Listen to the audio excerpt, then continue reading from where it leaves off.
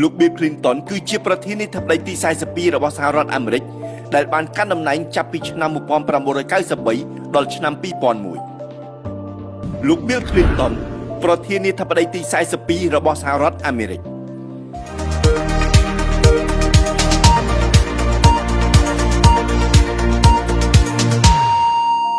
លោកបានចូលកាន់តំណែងជាប្រធានាធិបតីផ្លូវការនៅខែមករាឆ្នាំ1993ក្នុងវ័យ46ឆ្នាំប៉ុណ្ណោះដែលធ្វើឲ្យលោកក្លាយទៅជាប្រធានាធិបតីអាមេរិកវ័យក្មេងបំផុតទី3ក្នុងប្រវត្តិសាស្ត្របន្ទាប់ពីលោកប្រធានាធិបតី John Fitzgerald Kennedy វ័យ43ឆ្នាំនិងលោក Theodore Roosevelt វ័យ42ឆ្នាំនៅក្នុងឆ្នាំ1998លោកត្រូវបានចោទប្រកាន់ដោយសភាអាមេរិកដោយសារមានទំនាក់ទំនងស្នេហាជាមួយស្ត្រីឈ្មោះ Monica Lewinsky ដែលជាសកម្មជនពិធីការនីទូរទស្សន៍អ្នករចនាម៉ូដនិងអតីតបុគ្គលិកហាត់ការនៅសេតវិមាននិងក្រោយមកព្រឹទ្ធសភាអាមេរិកលើកលែងការចោទប្រកាន់វិញក្នុងឆ្នាំ1999ក្រោយពេលចប់អាណត្តិលោក Bill Clinton បានបង្កើតមូលនិធិ Clinton Foundation និងបានធ្វើយុទ្ធនាការជួយភរិយារបស់លោកឈ្មោះ Hillary Clinton ដើម្បីប្រកួតប្រជែងក្នុងការបោះឆ្នោតប្រធានាធិបតីក្នុងឆ្នាំ2008និងឆ្នាំ2016បន្ទាប់ពីកាន់តំណែងបាន2អាណត្តិលោក Bill Clinton រកប្រាក់បានចំនួន$189លានដែលចំនួនទឹកប្រាក់ដ៏ច្រើនសន្ធឹកសន្ធាប់នេះមិនមែនបានមកពីប្រាក់ខែឡើយតែបានមកពីការនិពន្ធសៀវភៅលក់ការធ្វើជាវាគ្មិននិងការផ្ដល់ប្រឹក្សាយោបល់នានាបើតាមសេចក្តីរាយការណ៍លោកទទួលបានប្រាក់នឿយហត់ចន្លោះពី$150,000ទៅ$700,000ក្នុងការថ្លែងសន្ទរកថាមួយដងក្នុងព្រឹត្តិការណ៍នានាថ្ងៃនេះលោកអ្នកនឹងបានជ្រាបច្បាស់អំពីប្រវត្តិសង្ខេបរបស់អតីតប្រធានាធិបតីអាមេរិករូបនេះតាមរយៈកម្មវិធីកំពូលមនុស្សរបស់យើងខ្ញុំបាត់បង់ឪពុកតាំងពីនៅក្នុងផ្ទៃម្ដាយ Bill Clinton កើតនៅថ្ងៃទី19ខែសីហាឆ្នាំ1946ក្នុងទីក្រុង Hope ដែលជាទីប្រជុំជនដ៏តូចមួយមានមនុស្សរស់នៅប្រហែល8,000 នាក់ប៉ុណ្ណោះនៃរដ្ឋ Arkansas Clinton ជាក្មេងអាផបតាំងពីតូចដោយមិនដែលបានឃើញមុខឪពុកឡើយ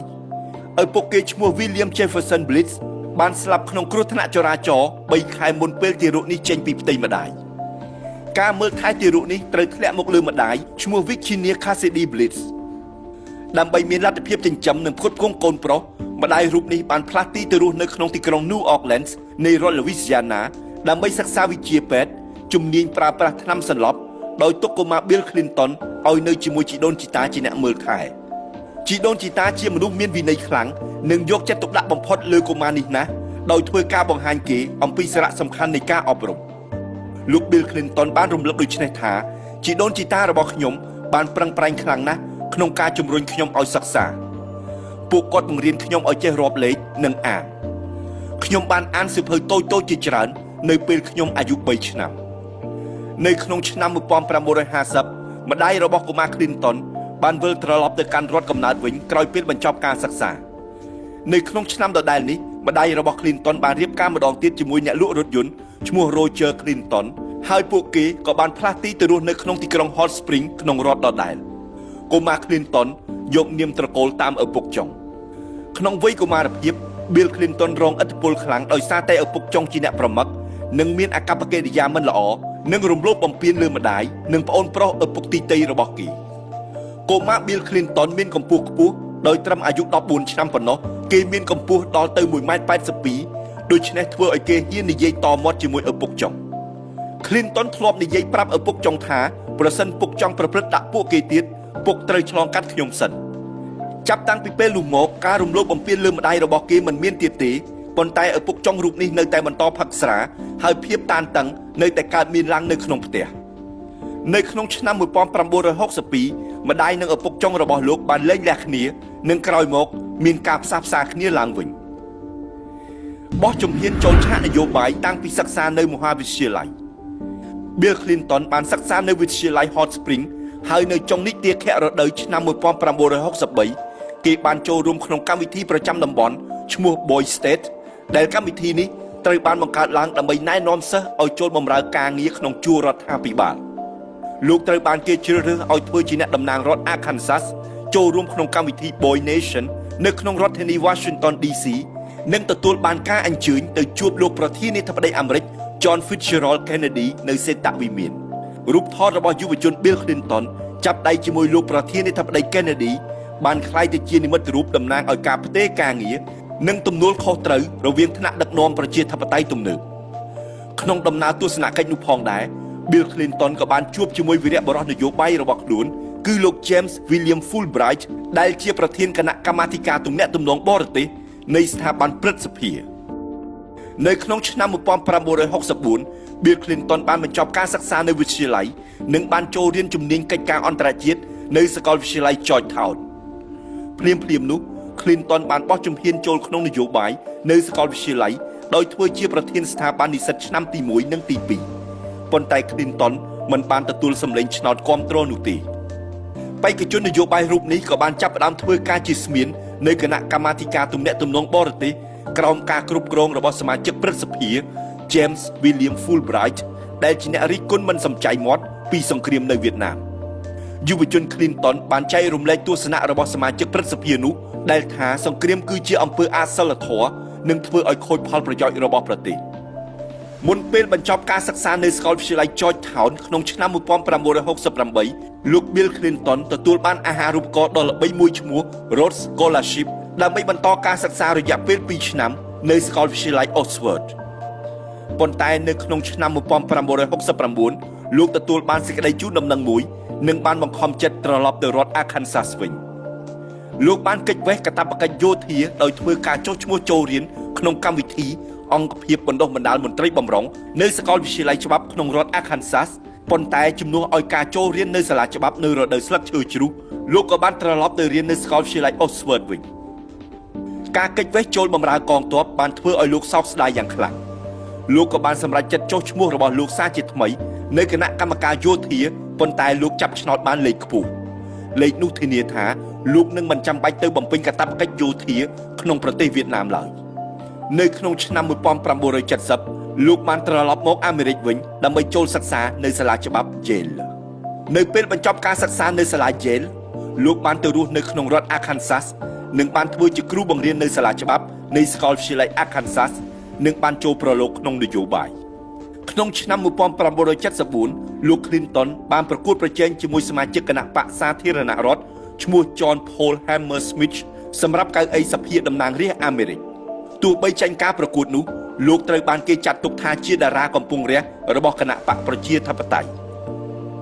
2ឆ្នាំក្រោយមកលោកត្រូវបានគេបោះឆ្នោតជ្រើសតាំងធ្វើជាមន្ត្រីច្បាប់តំណាងរដ្ឋនិង2ឆ្នាំបន្ទាប់លោកបានក្លាយទៅជាអភិបាលរដ្ឋ Arkansas ក្នុងវ័យត្រឹមតែ32ឆ្នាំប៉ុណ្ណោះក្លាយជាបេក្ខជនប្រធានាធិបតីគណៈបកប្រជាធិបតេយ្យទាំងវ័យក្មេងនៅក្នុងឆ្នាំ1992លោក Bill Clinton ត្រូវបានគណៈបកប្រជាធិបតេយ្យបោះឆ្នោតជ្រើសតាំងធ្វើជាបេក្ខជនប្រធានាធិបតីនិងបានជ្រើសរើសសមាជិកព្រឹទ្ធសភាឈ្មោះ Al Gore ធ្វើជាបេក្ខជនអនុប្រធានាធិបតីរបស់លោកប្រធានាធិបតីកំពុងកាន់តំណែង George Herbert Walker Bush របស់គណៈបក្សសាធារណរដ្ឋនៅពេលនោះមានភាពទន់ខ្សោយក្នុងការបោះឆ្នោតដោយសារតែលោកប្រធានាធិបតីមិនបានគោរពការសន្យាដែលបានធ្វើឡើងក្នុងយុទ្ធនាការបោះឆ្នោតថានឹងមិនដំឡើងពន្ធជាពិសេសក្រោមការដឹកនាំរបស់លោកសេដ្ឋកិច្ចរបស់អាមេរិកក្នុងពេលនោះបានធ្លាក់ចូលក្នុងវិបត្តិនៅខែទី3ខែវិច្ឆិកាឆ្នាំ1992លោក Bill Clinton បានជាប់ឆ្នោតនិងក្លាយជាប្រធានាធិបតីទី42របស់សហរដ្ឋអាមេរិកនៅឆ្នាំ1996លោកបានឈ្នះការបោះឆ្នោតម្ដងទៀតបន្ទាប់ពីបានយកឈ្នះលើគូប្រជែងឈ្មោះ Bob Dole មកពីគណៈបក្សសាធារណរដ្ឋកិច្ចការសំខាន់ក្នុងតំណែងជាប្រធានាធិបតី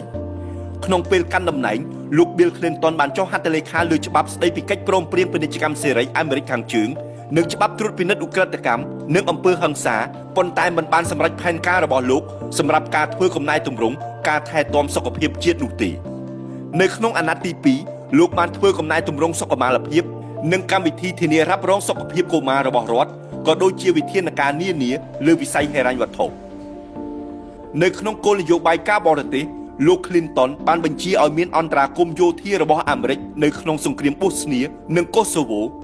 បានចុះហត្ថលេខាលើកិច្ចព្រមព្រៀងសន្តិភាពដេថុនបានចុះហត្ថលេខាលើច្បាប់រំដោះអ៊ីរ៉ាក់និងប្រឆាំងរបបលោកសាដាមហ៊ូសេនបានចូលរួមក្នុងកិច្ចប្រជុំកំពូលក្រុងអូស្ឡូនិង Camp David ដើម្បីជំរុញដំណើរការសន្តិភាពប៉ាឡេស្ទីនអ៊ីស្រាអែល និងជួយដល់ដំណើរការសន្តិភាពៀកឡងខាងជើងស្ថានភាពគ្រួសារនៅក្នុងឆ្នាំ1971លោក Bill Clinton បានជួបស្ត្រីវ័យក្មេងម្នាក់ឈ្មោះ Hillary Rodham អ្នកទាំងពីរបានបញ្ចប់ការសិក្សានៅសាលាច្បាប់ក្នុងឆ្នាំ1973និងបានរៀបការជាមួយគ្នានៅចុងឆ្នាំ1975នៅឆ្នាំ1980អ្នកទាំងពីរទទួលបានកូនស្រីម្នាក់ឈ្មោះ Chelsea ជាចំណងដៃទស្សនៈមានតម្លៃមួយចំនួនរបស់លោក Bill Clinton 1. ពួកយើងត្រូវតែបង្រៀនកូនចៅឲ្យដោះស្រាយជម្លោះតាមរយៈពាក្យសម្ដីមិនមែនតាមអាវុធនោះទេ 2. ពួកយើងធ្វើកិច្ចការបានល្អនៅពេលយើងធ្វើរួមគ្នា 3. ខ្ញុំជឿជាក់ថាពេលយើងរួមគ្នាពួកយើងអាចធ្វើឲ្យអាមេរិកអស្ចារ្យម្ដងទៀត 4. ប្រសិនជាអ្នករស់នៅបានយូរអ្នកនឹងបង្កើតកំហុសច្រើនប៉ុន្តែប្រសិនជាអ្នករៀនពីកំហុសអ្នកនឹងក្លាយជាមនុស្សល្អប្រសើរជាងមុន 5. ការត្អូញត្អែអំពីស្ថានភាពលំបាកតោកយ៉ាកនៃជីវិតគឺជាការដោះសារមិនព្រមធ្វើអ្វីដល់ទីបំផុតប៉ុណ្ណោះនោះហើយជាជនបរាជ័យ 6. ការងារជាប្រធានាធិបតីប្រៀបដូចជាការងារគ្រប់គ្រងទីកប់ខ្មោចអញ្ចឹងមានមនុស្សជាច្រើននៅក្រោមអ្នកប៉ុន្តែគ្មាននរណាម្នាក់ស្ដាប់អ្នកទេ 7. ពួកយើងដឹងថានៅពេលយើងការពារមហាសមុទ្រពួកយើងកំពុងការពារអនាគតរបស់យើង 8. នៅពេលយើងធ្វើមហាវិទ្យាល័យឲ្យក្លាយជាកន្លែងដែលមនុស្សច្រើនមានលទ្ធភាពចូលរៀនបានយើងក៏នឹងធ្វើឲ្យក្តីសុបិនរបស់អាមេរិកសម្រេចបានកាន់តែច្រើនដែរ 9. កម្មវិធីសង្គមល្អគឺការងារល្អ 10. កម្លាំងនិងប្រាជ្ញា